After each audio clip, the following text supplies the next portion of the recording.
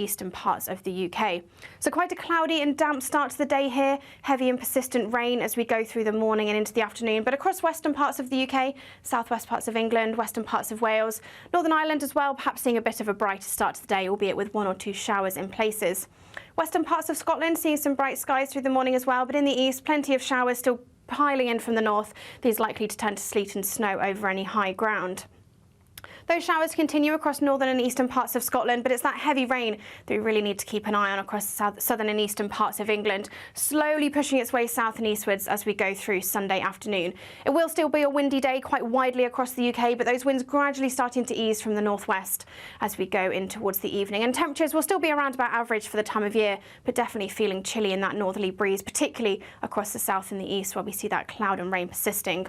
The cloud and rain gradually starts to ease across the southeast through Monday morning, so quite a chilly start, particularly across Northern Ireland and parts of Scotland. Some frost in places with light winds here. But for most of us, it'll be turning a bit drier as we go through Monday. Still 1 or 2 showers across the southeast, but turning a bit drier, and that's a theme for the rest of the week. High pressure building, but that does mean the temperatures are on the downturn by the time we get to Wednesday.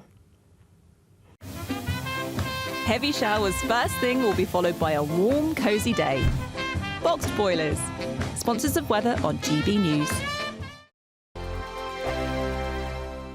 It's our festive treat to you. Your chance to win an incredible £50,000 in tax-free cash. Our biggest ever Great British giveaway. What would you spend £50,000 on in the coming year? Spectacular holidays, a brand new car, home improvements? Or maybe you'd just like to save it for a special occasion? For another chance to win, text cash to 63232. One entry costs £2 plus 1 standard network rate message. Or text bonus to 63232. 5 entries cost £5 plus 1 standard network rate message. Go to gbnews.com/win. Entries start from just £2. You can call 0903 681 3232. Calls cost £2 plus your network access charge. Or post your name and number to GB10 PO Box 8690 Derby DE1 9TT. UK only. Entrance must be 18 or over. Lines close at 6 p.m. on the 31st of January. Please check the closing time if listening or watching on demand. Good luck. GB News Breakfast. Every day from 6 a.m. Following the summer riots and the resurgence of far-right ideologies, the former Education Secretary told peers that reinforcing shared values is now more crucial than ever. So we're asking this morning, should we teach British values or would it be a step backward? Or how do you even start? To debate this now, we're joined by the Campaign for Real Education chairman, Chris McGovern, and political commentator Matthew Stadlen. Well, I think these days, particularly in schools, it's quite fashionable to look at the negative sides of Britain's identity, particularly British history. Personally, I think I'm very proud of being British, and I think we need to be proud of our country like most other countries around the world are. As Chris says, Matthew, lots of other countries do it. Heck, you only have to look at the United States, don't you, to see how sort of patriotic they are. Is there anything wrong in trying to instil a bit of that amongst our youth? I'm just worried it sounds a little bit communist, Stephen, being told what it is to be British. I've got my own personal but very vague views of what British values might be: inclusivity, patience, being able to queue, decency, respect for democracy and the rule of law. But I mean, very many people will have different sets of values. Some people are racist. So are British values racist? You talked about the far right. I think we all know what the far right is. It's sort of violent, xenophobic racism. But if you have, say, I don't know, 3-4 million people in this country who might describe themselves as racist or far right, and they're British, or as British as you lot and as I am, does that mean those values get taught in schools? My worry is it's a little bit communist. GB News, the People's Channel.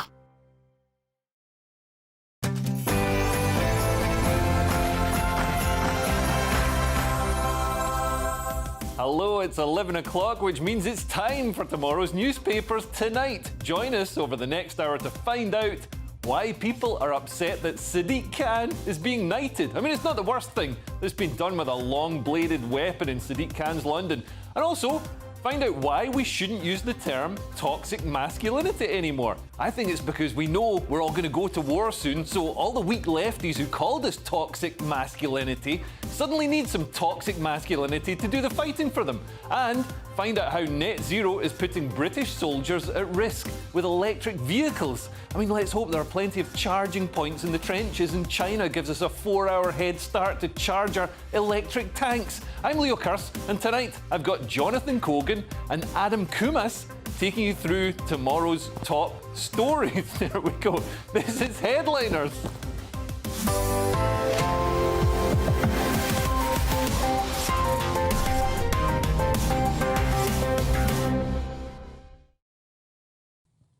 But before we go through Sunday's news and headliners, let's go to tonight's headlines with Joe Casper.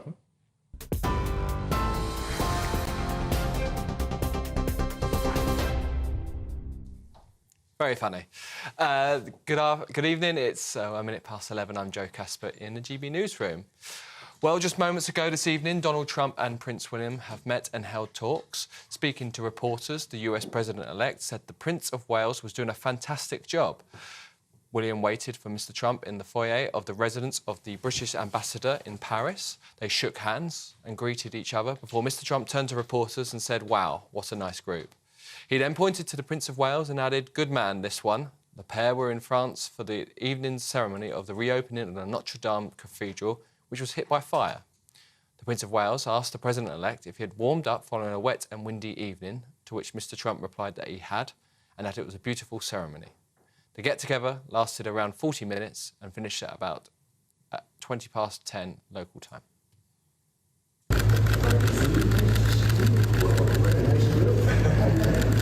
Good man, this one.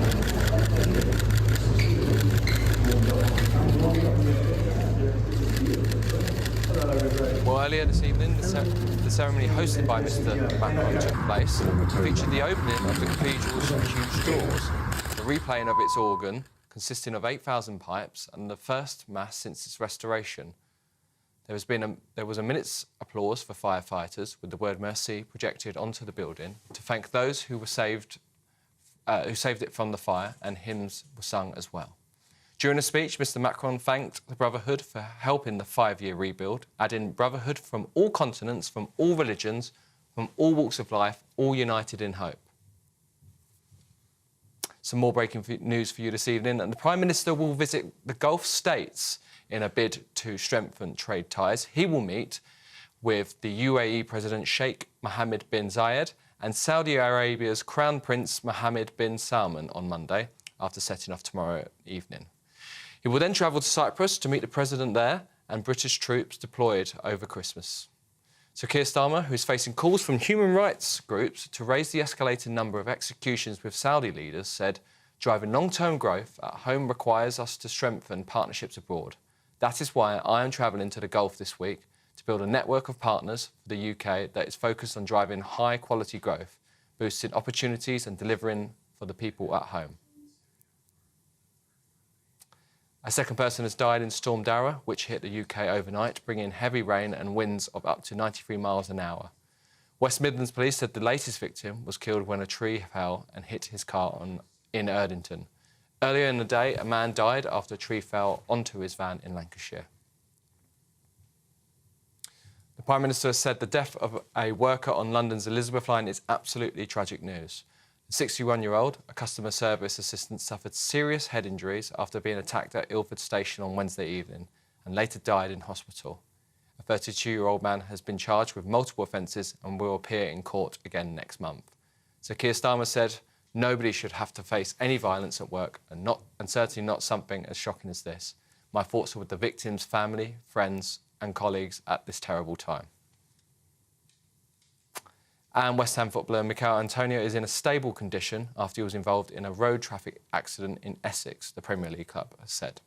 In a statement, they said, "Mikel is conscious and communicating and is currently under close supervision at a central London hospital.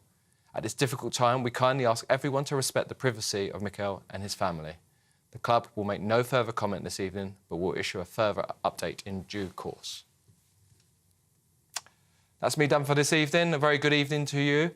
Now back to headliners. For the very latest GB News direct to your smartphone, sign up to News Alerts by scanning the QR code or go to gbnews.com/alerts.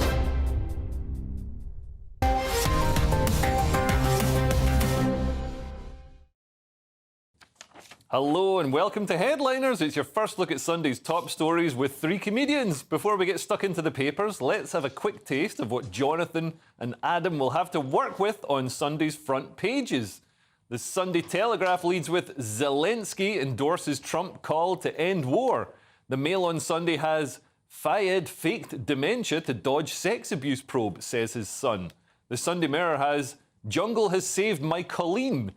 Colleen's a person there, not a part of an anatomy. The Sunday Express has Don't Abandon Britain's Lost Boys. The Eye Weekender has Labour drops NHS pledge to cut A&E waiting times to 4 hours. And the Daily Star has Antonio Miracle. That's that car crash there with incredible picture. It's amazing that he survived that. But let's have a look at the front pages, starting with the Daily Mail. Jonathan, what have they got? Well, hello, Leo. Thank you very much for having me. Let's start with the Daily Mail. Little story here. Wills and Trump's Notre Dame Entente Cordiale. It's a little bit of Spanish. We'll get to that story later. And the main story, as police investigate Harrods owners' enablers, an astonishing revelation. So, fired fake dementia to dodge sex abuse probe, says his son. So one of Fayed's sons, Omar Fayed, said... One who was cut out of the will by the sounds of things. One who's still alive. No, I don't know. I mean, Yeah. he's throwing his dad under the bus now. Yeah, that's a good point. I mean... He's already dead, so you can't throw him under, can he? Yeah, that's true. It wouldn't be much of a bump. But, yeah, so basically, apparently, Fayed faked dementia to avoid prosecution. So he got off the hook on the ground. He didn't have dementia and was really as sharp as a tack. So sources have told the newspaper that basically he faked it to get out of it. And that's kind of the oldest trick in the book. The amount of times I've faked dementia to not have to do homework or something, it's an old trick. Yeah. Yeah. I mean, this is quite a revelation. It's quite. I mean, it shows that. I mean, he was really exploiting. If this is true, Fayed was exploiting every rule he possibly could. When we see people, faking mental illness or whatever to claim benefits, he was doing it for another reason. Yeah, it really takes the phrase "dirty old rascal" to another level, doesn't it? It's quite shocking if that's what he's been doing. I don't know. It really just goes to show, as an old person, you can really get away with murder. Like you can just getting away with this. Going, oh, my memory, and everyone's just going to go, yeah, that makes sense. This is like when Leo pretends to be autistic when he says rude stuff. Whereas you are actually the autistic one. Yeah, I got diagnosed recently, actually. You've got that autism that makes you smell people's hair. Yes. It's interesting. Moving on to the Sunday Telegraph, Adam. Yeah, so the Sunday Telegraph, they're leading with a story. This is one of the main stories on here is Zelensky endorses Trump's call to end the war. So this is really interesting, actually, because this is it's sort of showing a softened stance on the war for the Russian-Ukraine war from Zelensky himself. This is, I guess, positive if the ultimate outcome is to sort of stop this endless war, it seems like. Then this is sort of hinting that he might be on board with some of the policies that Trump might be bringing in, and maybe showing that maybe some of these, he's potentially open to negotiations rather than taking some of these places back with force. So I think this is only good news, because I think everybody wants this to end. We know it's not, Russia aren't going to just, give up all the land they've taken. So I think this is a step in the right direction, hopefully. Wouldn't it be incredible if Trump gets in and then, this conflict ends, the Israel conflict ends? Imagine if he just does it. How angry everyone would be about that. They'll spin it. They'll spin it to say it's a bad thing somehow. War is actually a good thing. We like that. Yeah. Do you think that the people would be so angry that they actually managed to start a new war most likely amongst themselves? But I mean, this is also. I mean, as much as it's Zelensky sort of admitting and moving to sort of a negotiated settlement and not saying, up until now, the Ukrainian position has been like, no, we're going to take all the land that Russia's occupying. We're going to take it back. But he doesn't really have a choice now because Trump is coming in. Trump has said, this is our position. Yeah. And so he said, Zelensky has said for the first time he's open to ceding territory. But I think Trump could actually be good for Ukraine because the Joe Biden and the current regime in America have this sort of policy, the strategy of bleeding both sides because they know it weakens Europe and it weakens Russia as well. So, it weakens an economic rival and it weakens a military rival. Whereas Trump is just going to come in and he's going to be like, listen... He wants to make a deal out of it, He's genuinely anti-war, yeah. He's genuinely anti-war, and he doesn't want to be mugged off, and he doesn't want to be seen as weak. Absolutely. So Putin, is going to be unable to sort of cut some sort of cheap deal. There's also something there about Streeting ordering the mass expansion of GP services to tackle the NHS crisis, so we're going to get more doctors. Yeah. I mean, I think any sort of, ordering and actually seeing it implemented, I guess, are always two different things. Yeah. I think anything that could address GP services or expanding the GP services and making these, just get more appointments. That would be a good start. Yeah, it'd be amazing. And if you could, get an appointment other than at 8:01 a.m. in the morning. Yeah. You know what I mean? I'm always on the phone. I don't think GPs are real. I think it's all sort of AI on the phone now. Yeah. Yep. It'd be That's nice. how I got my autism diagnosis, actually, through you did an online survey. Yeah. I did it with you. Chat GP. I could have done it from watching this show for a minute and a half. That's true. Very true. And what have the Sunday Times got in the front cover, Jonathan? I'm educationally subnormal. The Times, Parent Power, the definitive guide to top secondary schools. We won't be covering that because it isn't relevant, because we're all barren. Except for Leo. Yeah. You've had a kid. Yeah, but she's a long way away from choosing a secondary school. Yeah, fair enough. Well, they start young. OK, so let's get on with it. Well, there's a few little stories here, then we'll get to the main one. So go to A&E yourself, 999 advisors. Fair enough, sending people to make that long journey. Look, if you've got just a small heart attack, get the tube. It's fine. Yeah. No more ambulances. And then if it is a heart attack, when you get to hospital, you'll get the tube, because it's a little stent they put in. Yeah. That's why you get I like that. That's why you're the host. Yeah. Another little story. Got any ID, sir? It's on my phone. This is a story about how people, I assume, I can't read it because it's blurred. I assume it's about people having digital ID on their phone, which is a very handy thing, but also we don't want to go down that slippery slope when you're expected to have your ID on you at all times.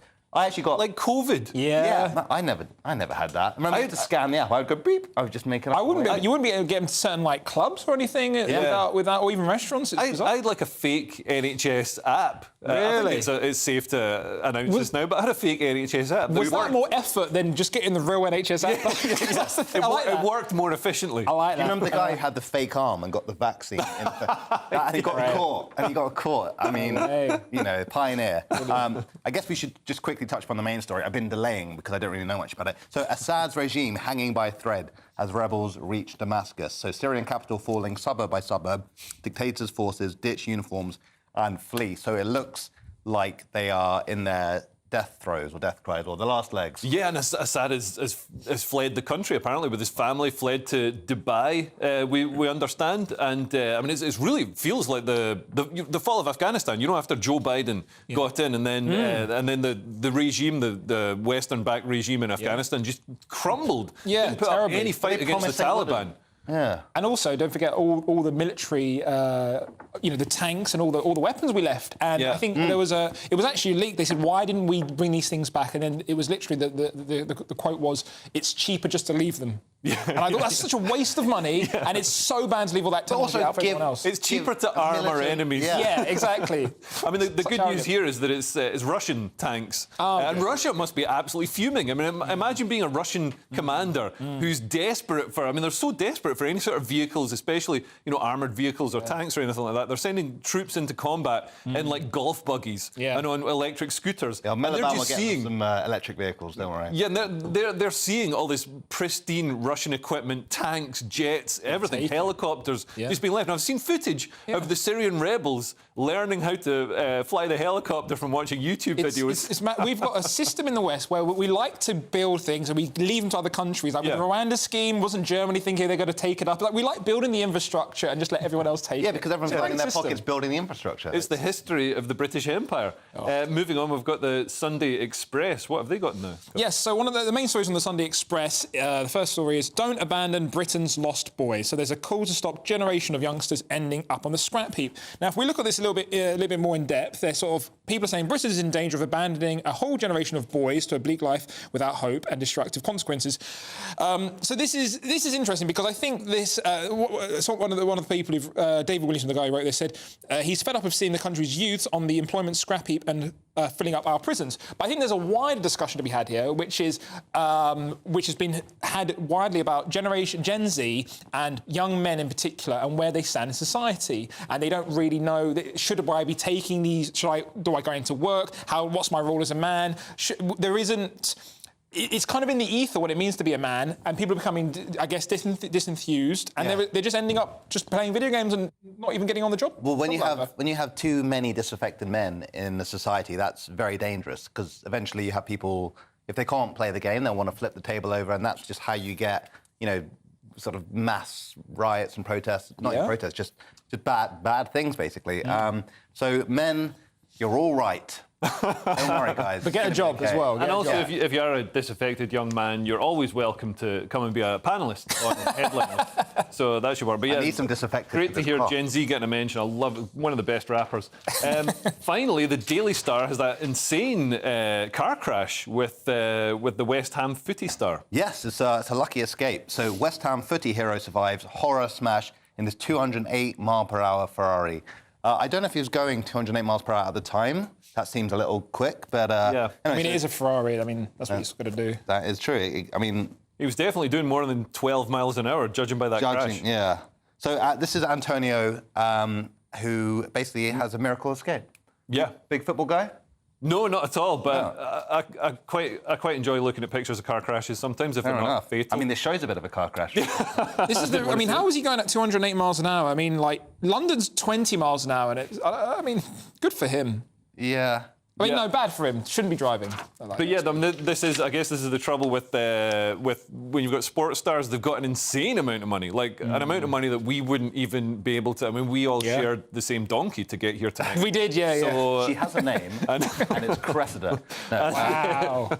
Jesus. And you're giving these young guys all these millions of pounds. And of course they're going to go out and buy Ferraris and then wrap them around a tree. That Ferrari to him is like an Uber to us. I wonder if this was caused by a pothole or something. Well, looking at that, I think it's caused by too much money. Looking at that picture, I mean, it would be amazing if he's escaped, physical damage. I wonder how it's going to affect his footballing career. Yeah. Hopefully he's all right. Yep. Now the disaffected man in a disaffected car. Yeah, and future Headliners panellist. Anyway, coming up, that's the front pages examined. Still to come, we've got the army goes net zero, Islamic extremists get charity status, and Sadiq Khan gets a knighthood. Those last two stories are different. See you in a moment.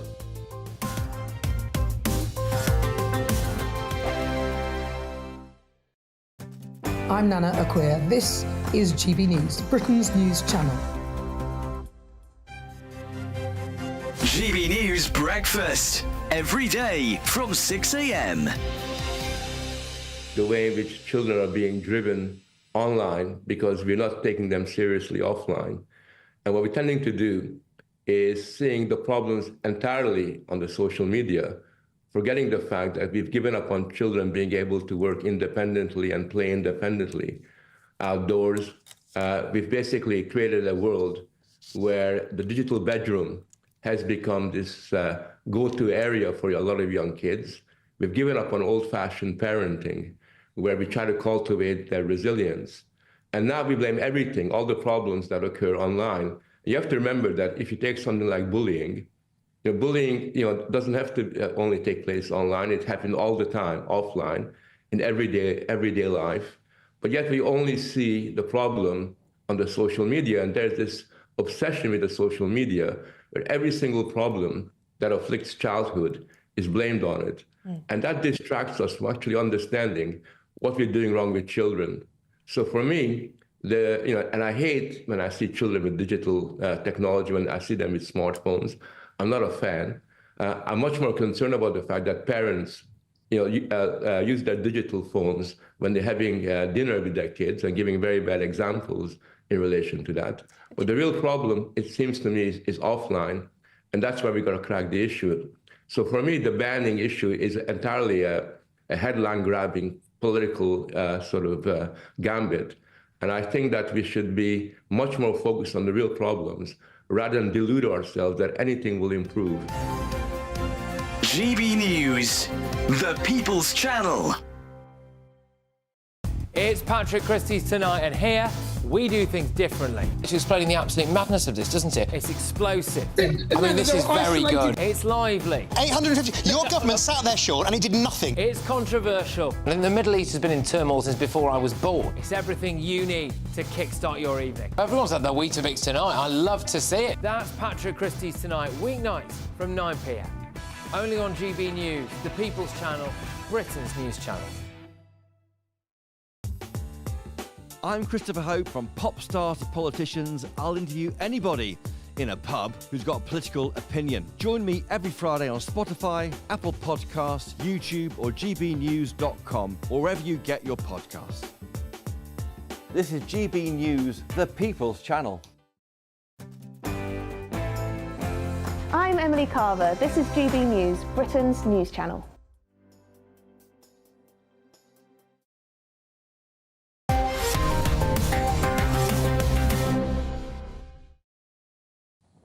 Welcome back to Headliners, kicking things off with The Telegraph. And Britain's woke net zero military leaders are making military vehicles electric. Sounds like we'll be winning net zero wars, Jonathan. Can you do the show instead of messing around?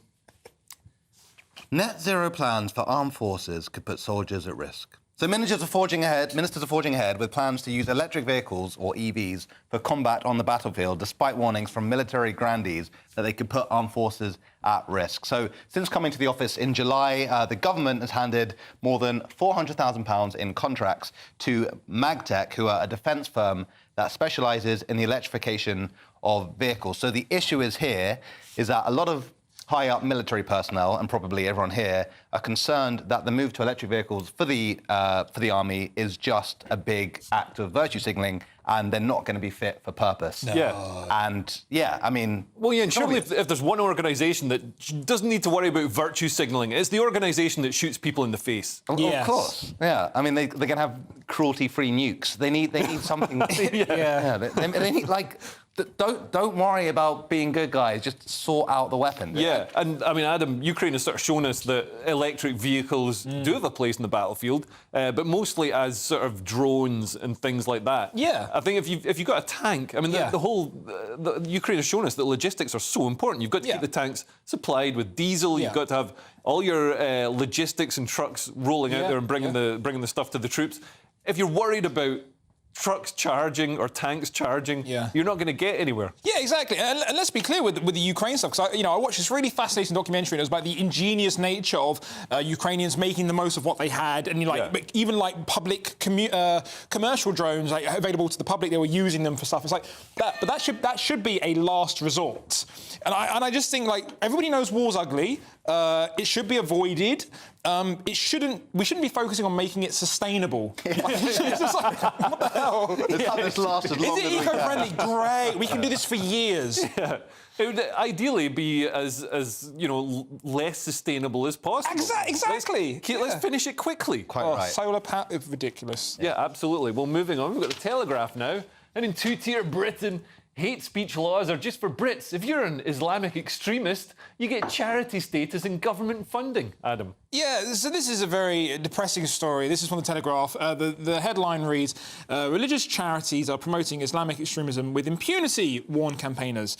So the Home Office has told toothless watchdog must do more to rein in hateful ideology spread by registered groups and their members. So, yeah, this has been what's been reported. There's been certain charities, and in one of these charities, blasphemers, there was in one example we cited in the document a sermon delivered in a mosque, which is registered as a charity that suggested that blasphemers against Islam should be executed. Now, this wasn't a Labour MP, but this is interesting because I think this is an understanding sentiment. It's not about whether this is Islam or any sort of religion.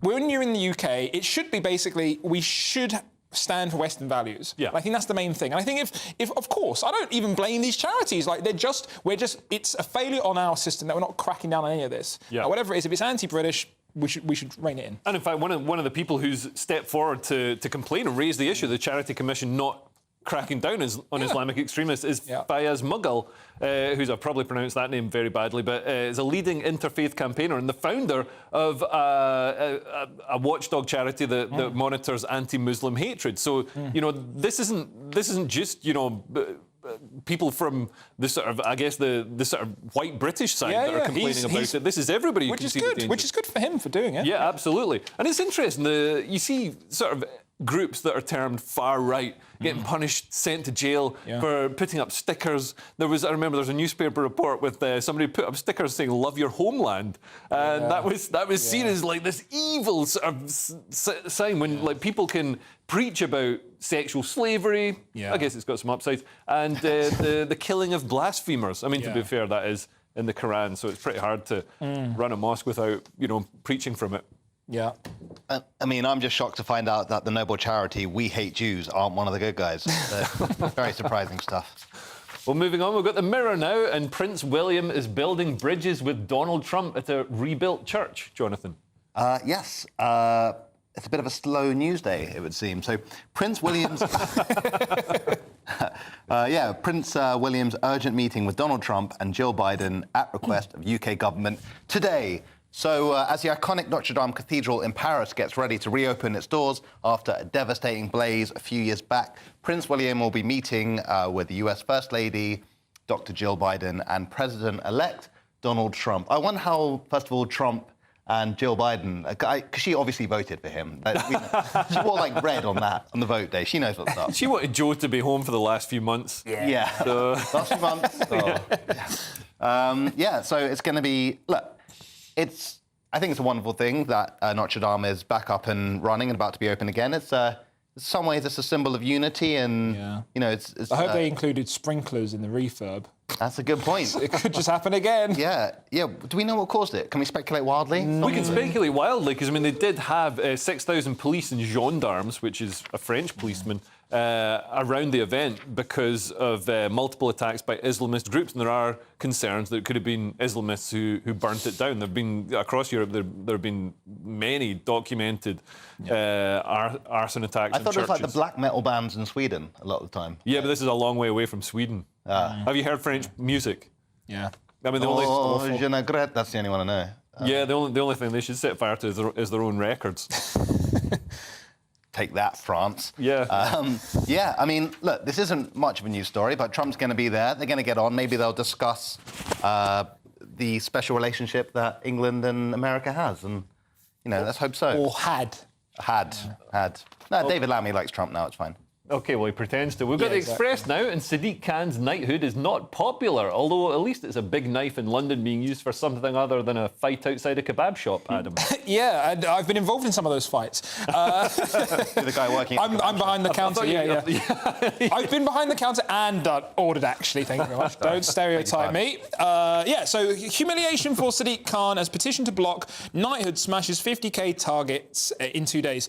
A petition against a possible knighthood for Sadiq Khan has smashed the target of 50,000 signatures with 48 hours of being launched. Now, it is funny, and whether you think Sadiq Khan should be knighted or not is irrelevant. I don't like this signed petition culture. Like, just go out and do something more productive. Like, I'm not saying I think he needs to be knighted. Like, what the petition says something really interesting. It says, the petition actually says, if you read it, a knighthood is an honour reserved for citizens who contributed significantly to their communities or professions. You know, like Jimmy Savile. So I don't understand.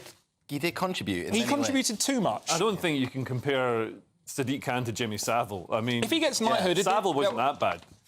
Oh God, Savile's a snappy dresser.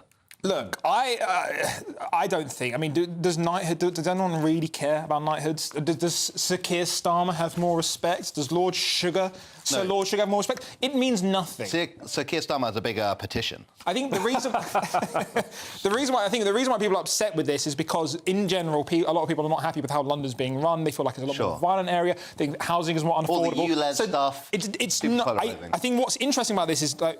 And I don't think we're leaning into that, but it's less a occasion of Sadiq Khan being a Muslim dude, and it's more just about people are unhappy about him and the way London is being run, and that's it.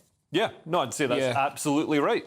Anyway, still to come, GPs are going to stop transitioning people. Elon Musk is big spending, and will we finally embrace toxic masculinity? This is Headliners, only on GB News.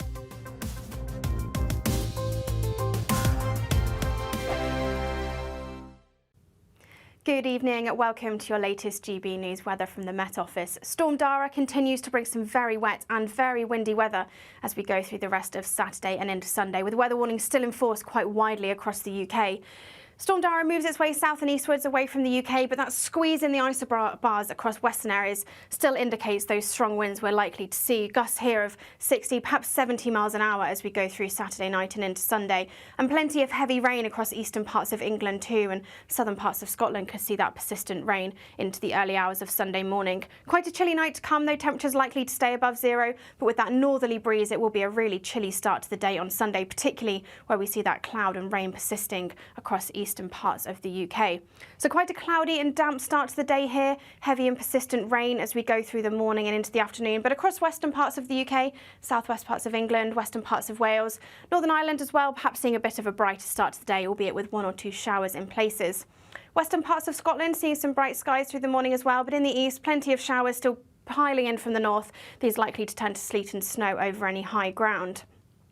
Those showers continue across northern and eastern parts of Scotland, but it's that heavy rain that we really need to keep an eye on across southern and eastern parts of England, slowly pushing its way south and eastwards as we go through Sunday afternoon. It will still be a windy day quite widely across the UK, but those winds gradually starting to ease from the northwest as we go in towards the evening. And temperatures will still be around about average for the time of year, but definitely feeling chilly in that northerly breeze, particularly across the south and the east where we see that cloud and rain persisting. The cloud and rain gradually starts to ease across the southeast through Monday morning, so quite a chilly start, particularly across Northern Ireland and parts of Scotland. Some frost in places with light winds here. But for most of us, it'll be turning a bit drier as we go through Monday. Still 1 or 2 showers across the southeast, but turning a bit drier, and that's a theme for the rest of the week. High pressure building, but that does mean the temperatures are on the downturn by the time we get to Wednesday. Why go out on a Friday night when Friday night comes straight to your home? Talking about? Join me and my A-team of top pundits. Chemistry tonight is electric. As we tackle the big stories of the day with wit, insight and fearless energy. Man of the people. It's all vibe. Just a filing cabinet on wheels with a tie on. So, order in Friday Night Live with me, Mark Dolan, every Friday at 8, only on GB News, the People's Channel, Britain's news channel. Welcome to State of the Nation, daily plunge into the stories shaping our country.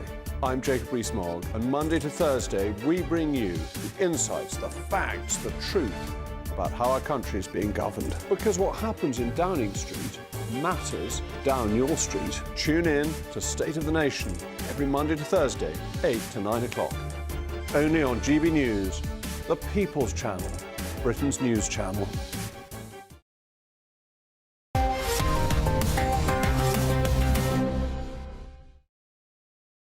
Welcome back to Headliners. Let's see some of your comments from GB News Your Say.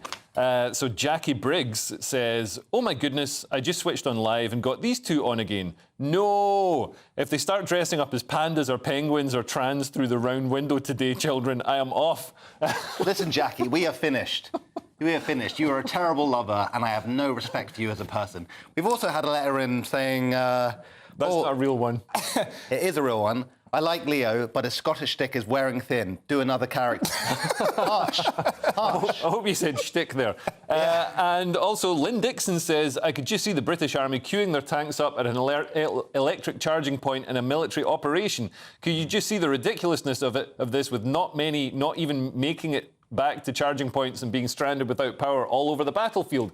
Quite Get right, a hobby, Lynn. Why are you talking to a TV show? It doesn't make sense. None of this is real. So keep those comments. Pretend. Keep those comments coming in, and the most insulting ones will be read out. Moving on, we've got the Sunday Telegraph with Zelensky endorsing Trump's call to end the war. The Mail on Sunday has Fayed fake dementia to dodge sex abuse probe, says his son. The Sunday Mirror says, "Jungle has saved my Colleen." That's Colleen Rooney. The Sunday Express has "Don't abandon Britain's lost boys." We've got an outbreak of vampires. The Eye Weekender has "Labour drops NHS pledge to cut A&E waiting times to 4 hours." And the Daily Star has Antonio Miracle with a picture of that incredible car crash that Michael Antonio was in. And Moving on to the stories, we've got the Telegraph and Labour's transport advisors don't like transport. I'm not surprised. Labour's economic advisors don't like the economy. Jonathan. Wait till you find out what their Minister for Women thinks about women. That's a whole other kettle of fish. OK, in the Telegraph, Labour transport advisors back Extinction Rebellion and 20 miles per hour zone. So a panel of experts handpicked to advise the government includes those who have joined on Extinction Rebellion marches, and they've defended 20 mile per hour zones and backed pay-per-mile taxes. So Louise Hay, who was a former Transport Secretary, who resigned last week after it came about, she had a criminal conviction for just dishonesty, whatever that entails. Fraud, I think it was. Insurance fraud. Oh, dishonesty sounds so much nicer. Yeah. It's an optics thing. Wait. Is the case finished? Yeah. I mean, all right. Let's just stick allegedly in just in case. Allegedly. Well, anyway, so she set up the Department for Transport's Capital Review Panel, and she basically brought on the people who have alleged anti-motoring views. Right. Well, that's because cars are a symbol of autonomy and freedom, and if you control how people travel, you control the people. Also, can I get left home? Is that right? Yes, yeah. And that's genuinely what the Soviet Union and the communists in East Germany said about private travel, and this is obviously a value that's carried on with the Labour Party as well. Yeah. But this is ridiculous. I mean, to have people who are anti-transport advising the government on transport. Yeah, I mean, it's no surprise, is it? I think anyone who sort of works in London or lives in London or drives a car in London, they'll know over the last sort of 10 years or so, it's becoming increasingly difficult. With the expansion of ULEZ, or the introduction of ULEZ even in London, everything dropping from 30 miles an hour to 20 miles an hour. I've experienced it on the roads. It's becoming. It feels like they are punishing the drivers, the people who are paying a lot of the taxes on the roads. So it's no surprise. The 20 mile an hour thing is ridiculous because you've got to make sure you drive below 20 miles an hour, but not so slow that you get picked up for curb crawling. Yeah, there's only about a sort of 1 mile an hour difference. I would really like to see the data, because it was all pushed through under the ideas of safety and going, this will save so many lives. I'd like to see how many lives has it saved, and is it worth getting rid of them, like bringing it back and killing these people? Yeah, I like that idea. Moving on, we've got the Daily Star, or the Sunday Daily Star, reporting on Elon Musk secretly spending $238 million on Trump's campaign. Doesn't sound that secret, to be honest. It's in the Daily Star, Adam. Yeah, absolutely. If they've got it, everyone's got it. So this is the headline says, First Buddy, Elon Musk, $185 million spent on Donald Trump election campaign revealed. So it also says here, but he was also the financial backer of other groups that emerged in elections' final days. What's interesting about this is that he was saying during this, when he was funding these things, he was doing important things like one of its missions was to soften Trump's image on abortion. As we said, rather than saying fraud, we just say dishonest. Phrasing things. It's always communicating the language. It's all about the optics of these things. I mean, is it really news that rich people use their power to influence politics? No, everyone's doing this. It's called lobbying. It's how the country works. Grow up. And he's done it very successfully. Yeah. Do you think he might do it in England, in Britain, I mean? Yeah, what's the plan to give Farage like a 80 million, supposedly? There were rumours that was going to happen, but no. That's a fantasy. Well, we've just had it in. It's confirmed. No, obviously not. But I don't know. I mean, the thing is, I don't think he's... this could be me being naive, but I don't think he's doing it for financial gain or even influence. I think I could be wrong. Maybe I'll eat my words, but I think he genuinely cares about civilization 100%. Wants it to continue. I completely or he's just agree. The best villain ever. No, I completely agree. I think he's obviously, like, so much of his work, like trying to get people to Mars and stuff, there's not profit in that. He's doing it to advance humanity and to save as many people. I mean, Bill Gates tries to do it through vaccines and mosquito nets and stuff. And buying up loads of land, arable land as well. Yeah, and Elon Musk is doing it through spreading values of free speech and creating smaller government. Absolutely. And I'm a big fan of Elon Musk, and I like everything. No, I am. I am. Okay, yeah. You know what? Anyway, very confused. But in the defence of villains, all great villains think what they're doing is for the good of the people. That's not Gaddafi. He knew what he was doing. That's a great point. From Stalin to Mao. We've got the Observer now reporting on abuse at London's top schools. But before you get too worried, it's just emotional abuse. Tell us more about these crybabies, Jonathan.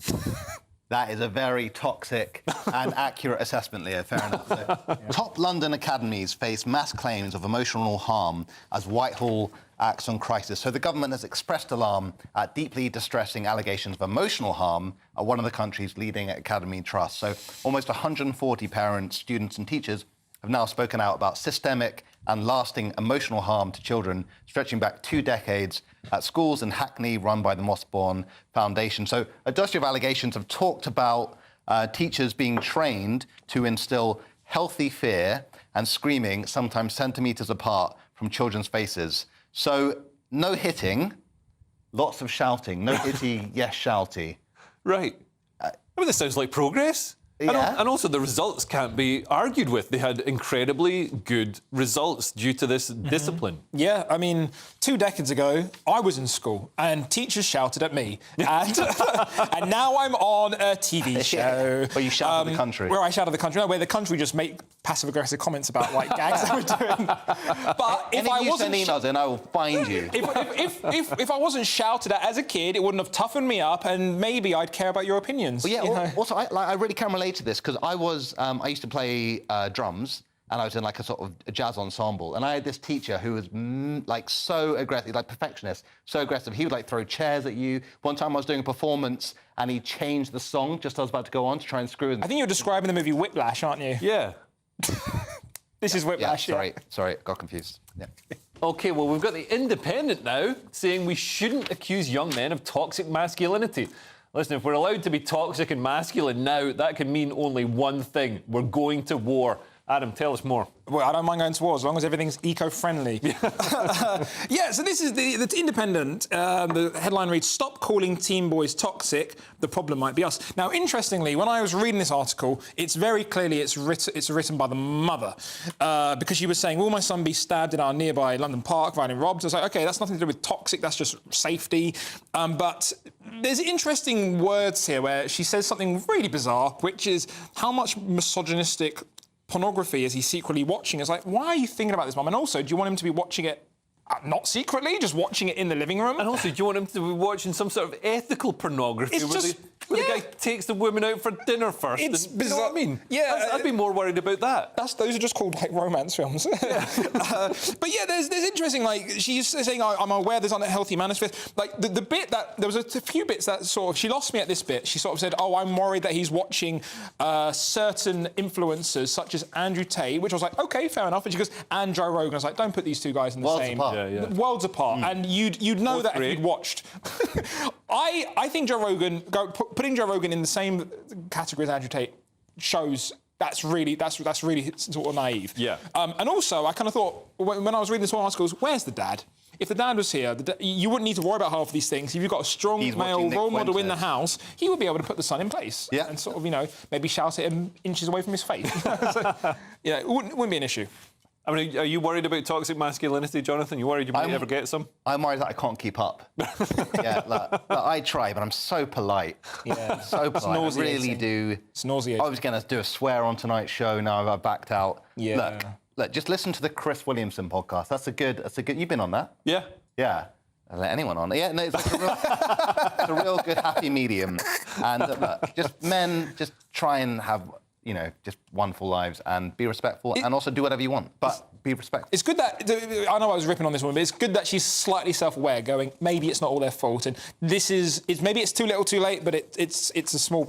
Also, I think pushing men away and alienating them isn't going to end well for the people doing that. Anyway, still to come, a Catholic school doesn't like Catholicism, radioactive dogs, and can you marry your mother-in-law to dodge tax? Might make Christmas interesting. See you in a moment.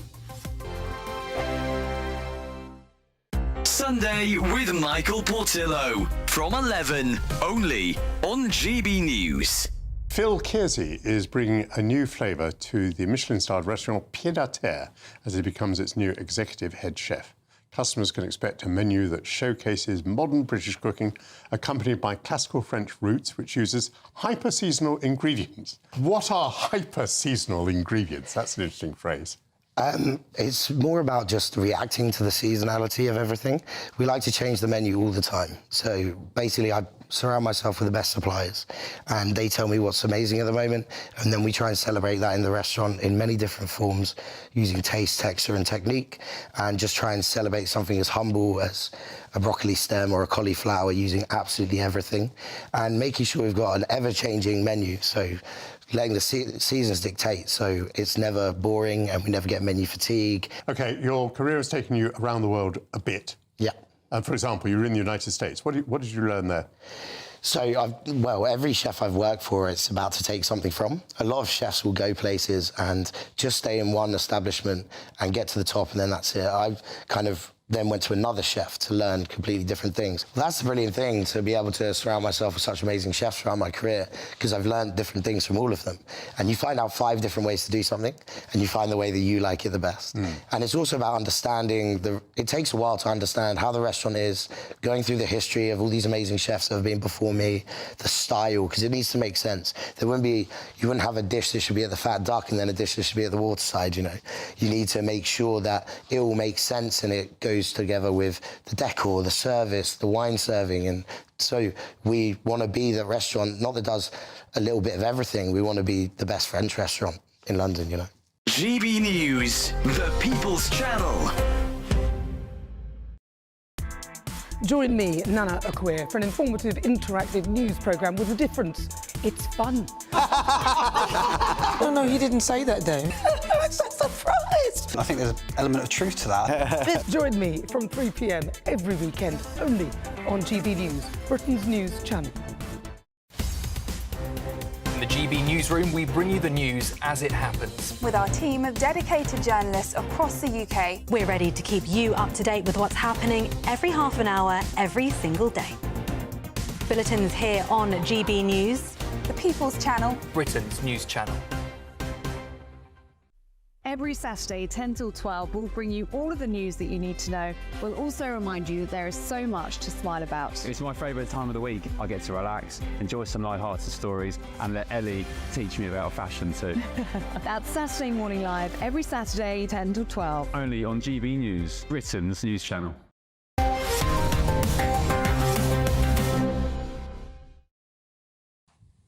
The Telegraph now in a Catholic school has sacked a school counsellor for having Catholic views, Jonathan. Yes.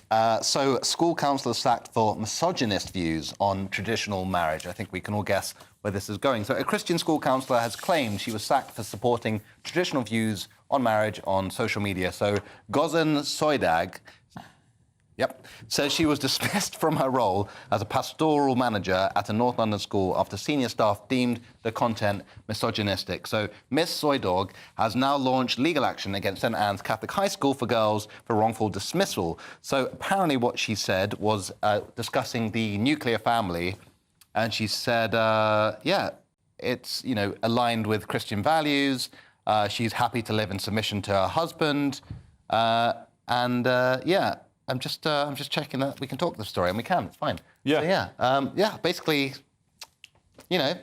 she's been dismissed for her views, which up until probably, 3 decades ago would have been the norm, and people have framed it as misogynistic. And they are actually Catholic values. I mean, this is the Catholic Church going back. I don't think, churches should really change their values with the whims of every single social trend. Yeah, but I mean, that's a big one.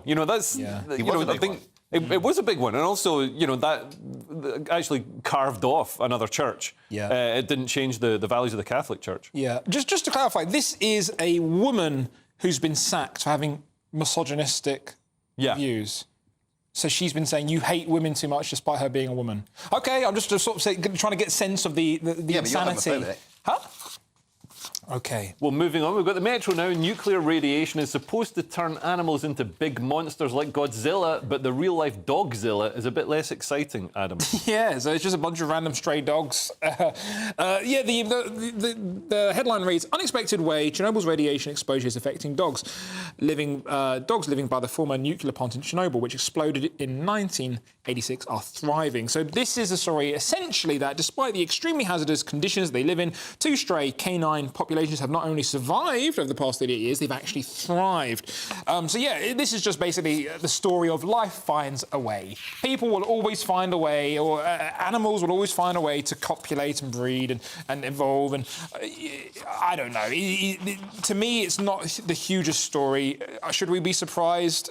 What was interesting is they were saying that scientists were saying we might be able to look at this and study about how we can use this to our benefits. And I was like, no, that's the opposite of what we want to do. Yeah. We don't want to be prepared for absolute nuclear and radiation hell. Yeah. You know, let's not work towards how we can sustain as humans. What if we made the dogs super smart, though, and then we became their pets? That'd be cute. Let's get rid of all of them. Get rid of the radioactive dogs? Yes. Oh, I like a radioactive dog. OK, and Jonathan, there's this story about the Hawk Tuah girl who she launched a crypto coin, and it turned out to not be the fantastic investment that people thought a crypto coin based on a woman who gives oral sex would be. I've lost so much money on this coin. It's not great. So the Hawk Tuah girl faces backlash after crypto coin collapses hours after launch. So Hayley Welch, better known as the Hawk Tuah girl, is facing criticism after a newly launched cryptocurrency crashed within hours of hitting the market. So basically, people are saying it's a pump and dump, which is actually how I met my ex-wife. But basically, it's the market surged, and then they sold, and loads of people, normal people, not even crypto guys, just lost loads of money. And that, I guess it's a microcosm for these meme coins, wouldn't you say? And I guess Bitcoin is seen as a more solid, reliable coin that doesn't do this kind of thing.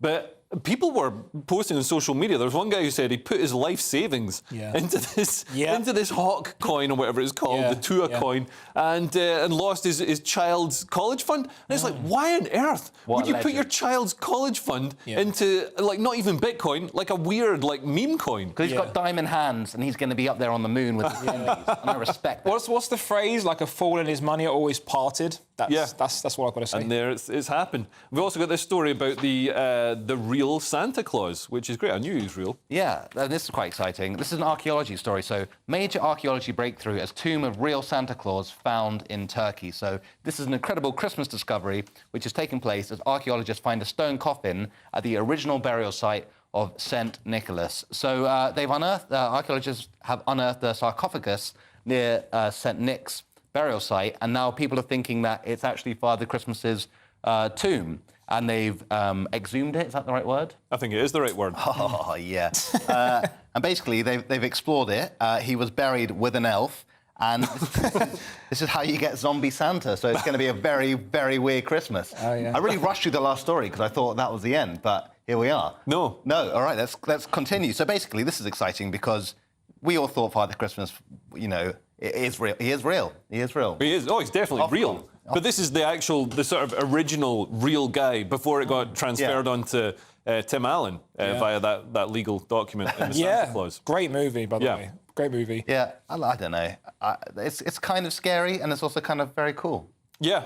No, this is, and it's interesting that even figures like Santa Claus are based on characters like this. Real people. I mean, how long will it take for Coca-Cola to come in and brand it? I think, and I think that'd be great. Because allegedly he's supposed to be red because Coca-Cola bought. I thought it was red because that's the colour of the psychedelic mushrooms. Yeah, it is. Yeah, the fly agaric. So you're fly agaric. That's the one. Yeah. Very interesting. You're further down the rabbit hole than me then. Oh yeah, lovely stuff.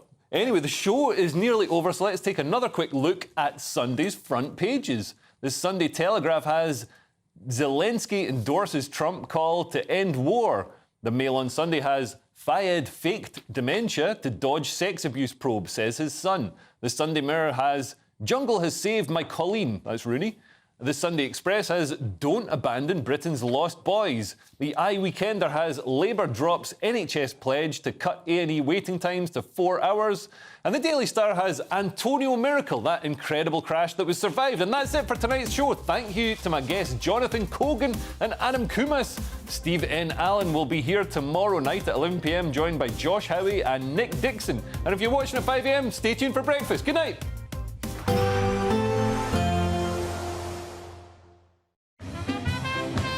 There will be a light breeze in the morning, leading to a warm front. Boxed heat pumps, sponsors of weather on GB News. Good evening. Welcome to your latest GB News weather from the Met Office. Storm Dara continues to bring some very wet and very windy weather as we go through the rest of Saturday and into Sunday, with weather warnings still in force quite widely across the UK. Storm Dara moves its way south and eastwards away from the UK, but that squeeze in the isobars across western areas still indicates those strong winds we're likely to see. Gusts here of 60, perhaps 70 miles an hour as we go through Saturday night and into Sunday.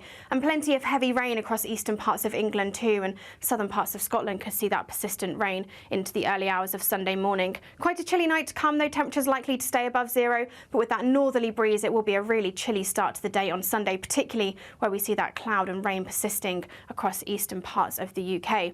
So quite a cloudy and damp start to the day here, heavy and persistent rain as we go through the morning and into the afternoon, but across western parts of the UK, southwest parts of England, western parts of Wales, Northern Ireland as well, perhaps seeing a bit of a brighter start to the day, albeit with 1 or 2 showers in places. Western parts of Scotland seeing some bright skies through the morning as well, but in the east plenty of showers still piling in from the north, these likely to turn to sleet and snow over any high ground. Those showers continue across northern and eastern parts of Scotland, but it's that heavy rain that we really need to keep an eye on across the southern and eastern parts of England, slowly pushing its way south and eastwards as we go through Sunday afternoon. It will still be a windy day quite widely across the UK, but those winds gradually starting to ease from the northwest as we go in towards the evening. And temperatures will still be around about average for the time of year, but definitely feeling chilly in that northerly breeze, particularly across the south and the east where we see that cloud and rain persisting. The cloud and rain gradually starts to ease across the southeast through Monday morning, so quite a chilly start, particularly across Northern Ireland and parts of Scotland. Some frost in places with light winds here. But for most of us, it'll be turning a bit drier as we go through Monday. Still 1 or 2 showers across the southeast, but turning a bit drier, and that's a theme for the rest of the week. High pressure building, but that does mean the temperatures are on the downturn by the time we get to Wednesday. We can expect clear skies, leading to a light and warm day ahead. Lovely.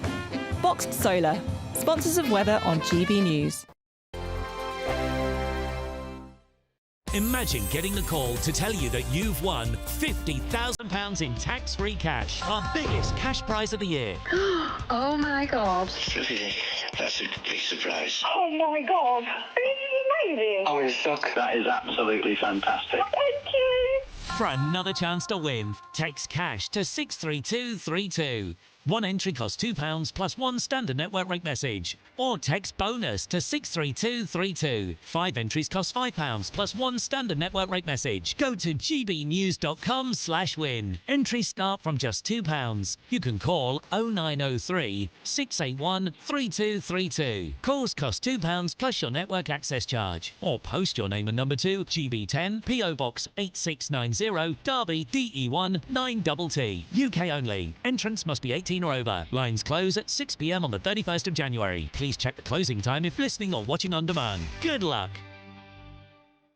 Good Afternoon Britain isn't just about us. The wonderful thing about this programme is it's about everyone watching. It's an interactive programme. Well, there absolutely is something to see here, and we're going to be talking about it more. Whether it's breaking royal news, Will, please bring us up to date. or indeed a particularly punchy speech in the House of Commons, Very, very curious. we bring it to you live, and then we bring you live reaction as well. That's Good Afternoon Britain, weekdays from midday. Only on GB News, the People's Channel, Britain's news channel. Welcome to State of the Nation, daily plunge into the stories shaping our country. I'm Jacob Rees-Mogg, and Monday to Thursday we bring you the insights, the facts, the truth about how our country is being governed. Because what happens in Downing Street matters down your street. Tune in to State of the Nation every Monday to Thursday, 8 to 9 o'clock. Only on GB News, the People's Channel, Britain's news channel. I'm Christopher Hope. From pop stars to politicians, I'll interview anybody in a pub who's got a political opinion.